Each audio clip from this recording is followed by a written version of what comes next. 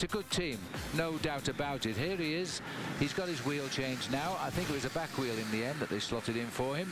Now it's up to the maillot jaune to catch up again. Now the fact that no teammates are with him means pretty much that this was a routine change. He's not in any difficulty. He's just going to pedal his way downhill and back through the cars.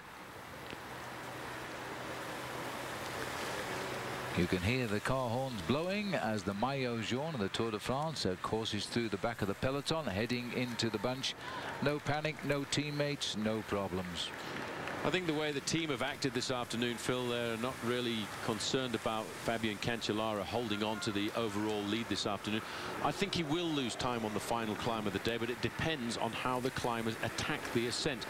If there is a lot of attacking and a lot of changes of pace, that will not be good for Fabian Cancellara, because although he's got a big engine, it's a little bit like a big diesel engine. He can get it up to high speed and keep it at that one rhythm for a very long time. But climbers like Alberto Contador, they like to go uphill by accelerating and slowing down, accelerating and slowing down, and that actually assassinates a rider like Fabian Cancellara.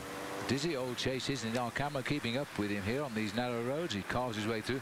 And he's like you mentioned there, Paul. He said this morning, by the way, that he'd see how his body is going to react and how the form is. But he's very conscious of the fact being 2,500 feet beforehand. There's the doctor's car. Oh, goodness me. Well, you can't blame the doctor's car. He's got nowhere else to go. Well, no, but bear in mind, Cancellara is a superb bike handler. And of the 180 that started a week ago from Monaco. He's not back yet, but oh, goodness me. See you in a minute. Just moving up there, Cancellara doesn't seem ruffled at all by that little bit of a chase that he's had to put on. He really is a phenomenal bike rider. Last year he did great work in the mountains to set up for the victory of Carlos Sastre. The Monday morning after the Tour finished, he jumped on a plane and flew to Beijing. And he wanted to get used to the time change. He reckoned it took 1 day for every hour of the time difference to get himself onto Chinese time.